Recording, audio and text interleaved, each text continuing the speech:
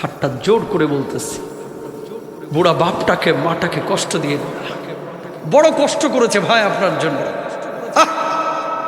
আধা হাত পেটের মধ্যে 10 মাস 10 দিন আপনারা রাখছে, অথচ আপনার 5 তলা বিল্ডিংয়ে এই বুড়ি ভাটারে আপনি জায়গা দিতে চান না।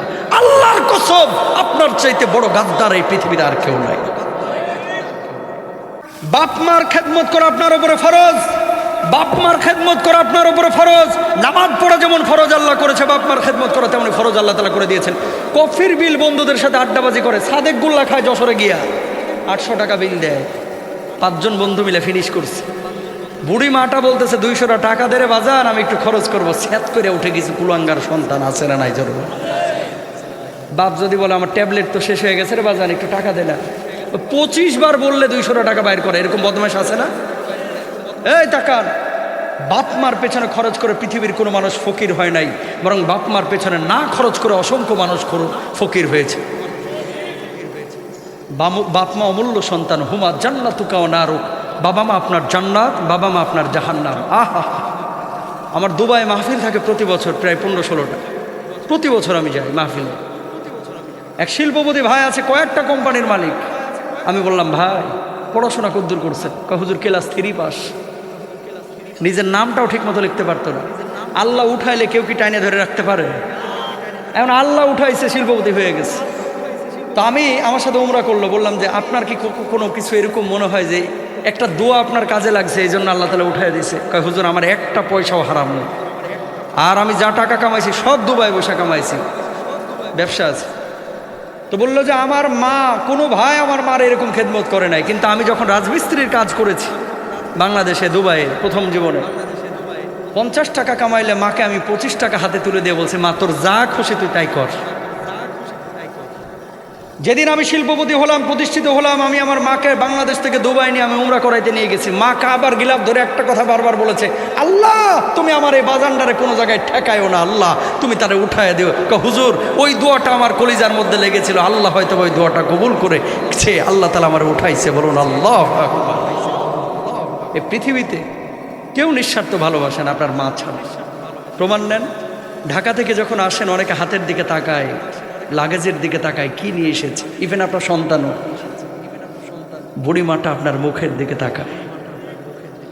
বিদেশ থেকে যখন আসেন শ্যালক শালিকা খেয়াল করে দুলো ভাই কি আনছে, ছেলেমেয়েরা খেয়াল করে কি এনেছে আমার জন্য, বউ চিন্তা করে কয় ভরি এনেছে, আর বুড়ি মা বুড়া বাপ চিন্তা করে আমার বাজানটা কেমন আছে, মুখের দিকে তাকায় থাকা। আরে হাতগুলো ছিল তুলতুলে তুলার মতো, রডের কাজ করতে করতে সিমেন্টের প্রলেপ দিতে দিতে হাতগুলো আজকে লোহার মতো হয়ে গেছে। এর নাম মা। তুমি যখন বিশ্ববিদ্যালয়ে পড়েছো, রাজশাহী বিশ্ববিদ্যালয়, ঢাকা বিশ্ববিদ্যালয়, মুরগির ডিম বিক্রি করা, লাউ বিক্রি করা, জমানো 2 টাকা 4 টাকা 5 টাকা মার ডিব্বার মধ্যে বয়ামের মধ্যে ঢোকায় রাখতো, পুরো টাকাগুলো নিয়ে আপনার হাতে তুলে দিয়েছে, বাজান কিছু কিনে খাস। এগুলো মায়ের এক একটা টাকা না ভাই, এগুলো এক একটা রক্তের ফোঁটা, রক্তের ফোঁটা, ঠিক না? বুঝেন? হাতটা জোর করে বলতেছে, নামাজ পড়া যেমন ফরজ, বাপমার খেদমত করা তেমনই ফরজ। আজকে জীবিত আছে তো টের পাচ্ছেন না। ঘরে কি সম্পদ আছে? এক সময় পকেট ভরা টাকা আসবে ভাই, বাপমারে পাবেন না। সেদিন মন চাইবে মাটারে হাঁস খাওয়াবো, মন চাইবে যে মারে একটা ভালো শাড়ি কিনে দেবো, মনটা চাইবে মাকে একটা কাপড় কিনে দেবো, কিনতে পারবেন না ভাই, পারবেন না। সেদিন হয়তো আপনার বাড়ির পাশে মাটা শুয়ে থাকবে। হাতটা জোর করে বলতেছি, বুড়া বাপটাকে মাটাকে কষ্ট দিয়ে বড় কষ্ট করেছে ভাই আপনার জন্য। আধা হাত পেটের মধ্যে 10 মাস 10 দিন আপনারা রাখছে, অথচ আপনার 5 তলা বিল্ডিংয়ে এই বুড়ি ভাটারে আপনি জায়গা দিতে চান না। আল্লাহর কসম, আপনার চাইতে বড় গাদ্দার এই পৃথিবীতে আর কেউ নাই। কোন মা 10 মাস 10 দিন কত লাথিগোতা দিয়েছেন কলিজার মধ্যে, একটা বার তো মা হিসাব করে নাই, কি লাভ তোরে আমার পেটের মধ্যে রেখে, এত কষ্ট কেন দিস? আর তুমি বিয়ে করার পরে তোমার বড় ফ্ল্যাটের মধ্যে, বাড়ির মধ্যে 2টা মাস মাকে রাখতে চাও না। বুড়া মানুষ তো হাইগে দেয়, মুইতে দেয়। তোমার জান্নাতে যাওয়ার দরজা হচ্ছে তোমার বাপ মা, তোমার বাপ মা, তোমার বাপ মা, ঠিক না? এই আজকে ওয়াদা করতে হবে, হুজুর বাপ মা যাদের জীবিত আছে বাপ মারে আর বেয়াদবি করবো না, ইনশাল্লাহ বলেন। যাদের জীবিত আছে বাপ মা হাত তুলেন তো, বেয়াদবি করবেন না ইনশাল্লাহ। জোরে সোরে বলেন, আরো জোরে বলেন। হাত নামান। বাপ মা মারা গিয়েছে কার কার হাত তুলেন তো। আহা, এতিম মানুষ, আল্লাহ তাআলা বাপ মার কবরগুলোকে জান্নাতের বাগান বানান। সবাই বলেন আমিন, হাত নামান। ওনারা জানে কি সম্পদ হারাইছে। এই যে ঈদগুলো আসে আড়ালে কাঁদে, জানেন?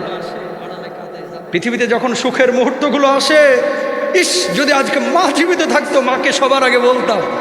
ফোনটা হাতে নিয়ে মায়ের নাম্বারটা সেভ আছে কিন্তু মাকে বলতে পারে না, বাবার নাম্বারটা সেভ আছে কিন্তু বাবাকে আর বলতে পারে না। কেউ বাপ মাকে কষ্ট দিয়েন না প্লিজ। নবীজি বসা, কয়েকজন সাহাবী দাঁড়ানো, জিহাদের ময়দানে যাচ্ছে, একজন একজন করে নবীজি পারমিশন দিলেন। সবশেষ একজন যুবক সাহাবী দাঁড়ানো, ইয়া রাসূলুল্লাহ আপনি আমাকে একটু পারমিশন দেন, আমিও জিহাদের ময়দানে যাব। আল্লাহ নবী বললেন ঘরে কে আছে? আবার বুড়িমা আছে। আল্লাহ নবী বলছে তোর বুড়িমার খেদমত কর, জিহাদে যাওয়া লাগবে না। ওগো নবীজি ওরা তো অনেক সওয়াব পেয়ে যাবে, আমি আমার মায়ের খেদমত করার কারণে কি পাবো? ওরা যুদ্ধের ময়দানে জিহাদে গিয়ে যে সওয়াব পাবে, তুমি তোমার মায়ের খেদমত করার কারণে আল্লাহ রাব্বুল আলামিন তোমার আমলনামায় সেই সওয়াবের ব্যবস্থা করে দেবে। জোরে বলেন সুবহানাল্লাহ। খেদমত করব তো ইনশাল্লাহ। তাহলে শিরিক করব না, বাপ মার খেদমত করব। দেখেন শিরকের কাছেই আল্লাহ তাআলা সূরা নিসার মধ্যে দেখেন কি বলছেন, রাব্বুল আলামিন বলছেন ওয়াবুদুল্লাহ ওয়ালা তুশরিকু বিহি শাইআন ওয়া বিল ওয়ালিদাইনি ইহসানা।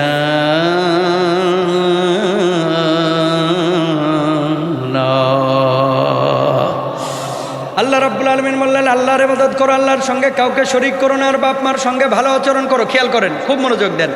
আল্লাহর ইবাদত করো, আল্লাহর সাথে শরীক করো না, আর বাপ মার সাথে কি করো? ভালো আচরণ করো। কোন সময়? বিশেষভাবে বুড়া অবস্থায়, বুড়ি অবস্থায়। এই কথা আল্লাহ তাআলা বলে দিয়েছেন।